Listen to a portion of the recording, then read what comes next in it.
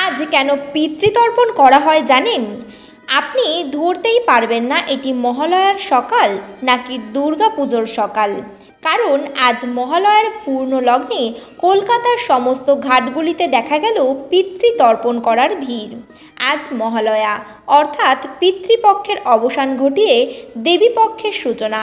তবে মহালয়ার সাথে দুর্গাপুজোর তেমন কোনো যোগ সাদৃশ্য না থাকলেও মনে করা হয় মহালয়া মানে মহান আলোয়, যা পিতৃতর্পণের দ্বারা আপনার পূর্বপুরুষেরা আজকের দিনে তিল জলেই সন্তুষ্ট হন।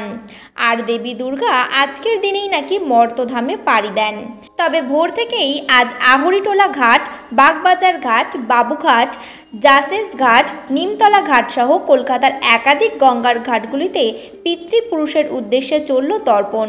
কলকাতা পুলিশ এবং রিভার ট্রাফিক পুলিশের তরফ থেকে ঘাটগুলিতে কড়া নিরাপত্তার বন্দোবস্ত করা হয়েছে। তবে আজকে যে ভিড় লক্ষ্য করা গিয়েছে সেটা থেকে এটা প্রমাণিত যে এবার দুর্গাপুজোয় কলকাতা হতে চলেছে হাউসফুল। আজকে মহালয়া দেখলাম সব জায়গায় সকাল থেকেই ভোরবেলা থেকেই প্রচুর লোক এসছে। তো আমাদের 3টে থেকেই আমাদের ফোর্সের ডেপ্লয়মেন্ট ছিল। এখন অবধি সব কিছু পিসফুল হয়েছে, কোনো রকম কোনো অসুবিধা কোথাও হয়নি, কোনো ইনসিডেন্ট নেই, টোটালি ইনসিডেন্ট নেই। আমরা আশা রাখছি ভালো থাকবে। বাকি প্রত্যেক ঘাট ঘুরে দেখেছি সকালে, কোনো রকম কোনো অসুবিধা নেই। যথেষ্ট ডেভেলপমেন্ট ছিল।